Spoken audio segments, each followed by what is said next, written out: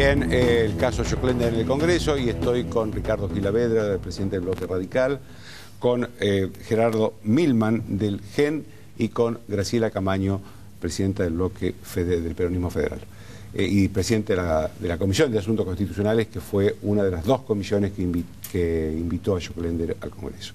Lo primero que quiero preguntarles a todos es si fue útil que Joclender haya estado en el Congreso. Porque esto estaba en discusión, de si era útil, no era útil, bueno, si fue útil. Para ustedes que lo han escuchado, lo han visto.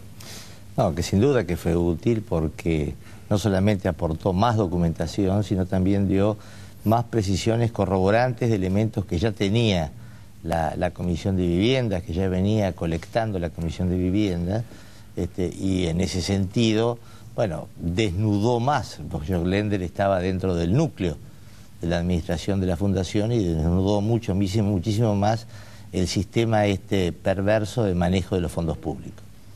Sí, bueno, además de la parte, digamos, práctica y que obviamente el juzgado evaluará en su momento, creo que también, y un poco en consonancia con lo que estaba planteando Santoro, esto del manejo de los tiempos jurídicos, ¿no es cierto?, y la pretensión de que los problemas se vayan para después del 23 de octubre. A nosotros Esa es la posición del gobierno. A nosotros lo que nos motorizó muchísimo fueron las declaraciones públicas en cuanto a la posibilidad de que existiera una suerte de connivencia entre funcionarios del Poder Ejecutivo y el Poder Judicial a los efectos de que la causa se diluya después del 23 de octubre.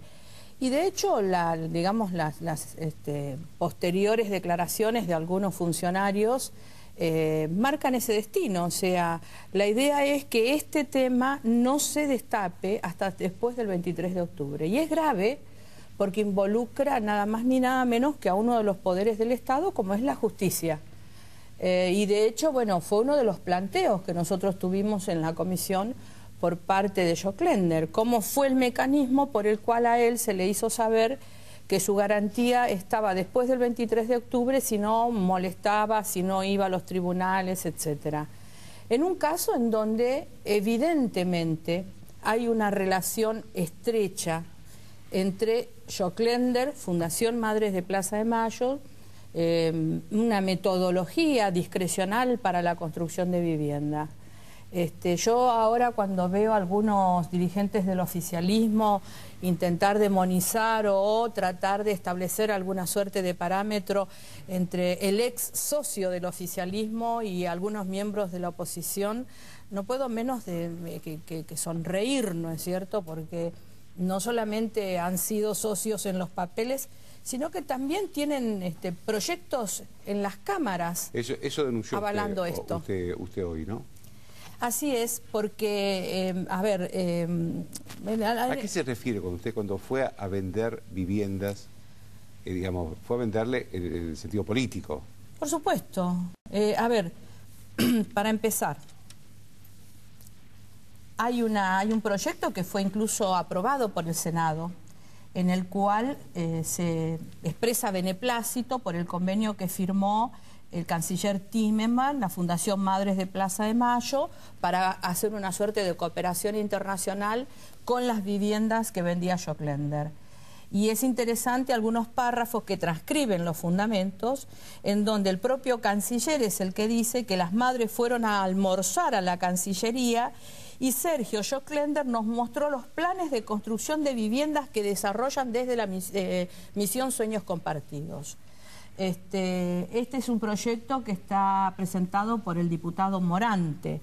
Después tenemos uno muy interesante que es el del Senado, que ha tenido una sanción en el Senado, presentado por Nancy Parrilli, que es hermana del secretario general de la Presidencia, y del diputado Pichetto, que es presidente de la bancada, en donde también hablan de la construcción de vivienda, Misión Sueños Compartidos, coordinado por la Fundación Madres de Plaza de Mayo.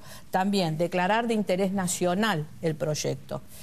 Y otro que tiene que ver con un proyecto presentado por la diputada Da Milano, en donde claramente en los fundamentos habla de una nueva iniciativa que la Fundación, junto con la empresa Meldorex Sociedad Anónima, encara como parte de la primera construcción en series de casas. O sea, indudablemente el oficialismo, los funcionarios y la dirigencia política del oficialismo tenían injerencia, conocían, sabían, esto estaba a la vista y en todo caso son socios políticos cuanto menos.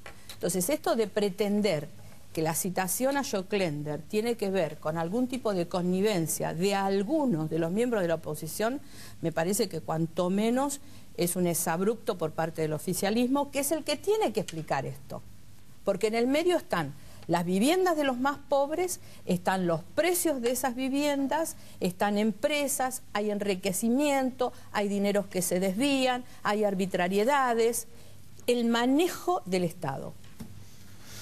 Nosotros básicamente disentíamos con la oportunidad de invitar a Joclender, porque ese es el verdadero carácter, porque no había un procedimiento, no había una comisión investigadora y no queríamos legitimar la personalidad de Sergio Joclender. Por supuesto compartimos, y la diputada Camaño refleja cuando lee los proyectos que ya estaban y que el propio Senado votó, en el proyecto de la hermana del secretario general de la Presidencia y el presidente del bloque, nada menos, del Frente para la Victoria, en el sentido de que esto estaba claro, que había una connivencia entre funcionarios del Poder Ejecutivo, la Fundación y un desvío de fondos, digamos. Porque este mecanismo lo que hace es, en un país donde tenemos muy laxos los controles sobre los fondos públicos, cuando sale el dinero del Estado y entra en la Fundación, desaparecen los controles del Estado. Y esto estaba claro. Hay una denuncia de una diputada de otro bloque de hace 2 años. Sin embargo, nadie tomó en cuenta, ni el fiscal, ni el juez. A mí lo que más me preocupa es que tengamos, y lo que tenemos, una creencia por parte de la ciudadanía, de la sociedad en su conjunto, de que no hay justicia en la Argentina. Lo decía Santoro con la causa Armas, ocurre con esto, digamos, un secreto de sumario de 4 meses, nadie cree que vaya a ocurrir nada grave con los implicados, quizás el señor Joclender tenga algún costo porque ha sido roto el pacto que lo unía a quienes detentan el poder, a quienes manejan los fondos. Y ahí me parece que quienes estamos en la oposición tenemos que buscar una solución, porque a veces nosotros generamos expectativas sobre la ciudadanía de que vamos a resolver cuestiones y después generamos la frustración, porque no avanza, nos ha pasado en la Cámara. ¿Usted cree que esta invitación que se hizo a Joclender puede generar una frustración? No, yo creo que la invitación en sí mismo no genera la frustración, sino el final del proceso. Sí, yo revisaba, por ejemplo, las estadísticas del juez Ollarvide. Desde el 2003 al 2009, faltan los últimos año y medio, tuvo 1.366 causas. Solo una tiene sentencia condenatoria. De las 1.366, 30 fueron elevadas a juicio. Este es el juez con el que tratamos, digamos, está la realidad. Entonces, la ciudadanía tiene razón cuando no espera nada de la justicia, cuando no espera soluciones. Y me parece que nuestro rol es encontrarlo. Yo creo que hay una punta. La señora presidenta habló hace pocos días sobre el juicio por jurados. Me parece que ahí tenemos una punta para trabajar. Digamos, ¿por qué? ¿Qué hubiese pasado con Menem? Con un jurado de ciudadanos. ¿Qué hubiese pasado? ¿Qué va a pasar con un jurado independiente de ciudadanos con este juicio? Tenemos la experiencia de Córdoba, tenemos experiencias internacionales. Por supuesto que es discutible, que hay mitad de la biblioteca para un lado, mitad para la biblioteca, pero yo creo que nosotros tenemos que actuar eficientemente. Yo creo que uno de los costos que hemos pagado de la oposición es generar expectativas y luego no haber tenido la eficiencia para concretar nuestras experiencias. Ricardo.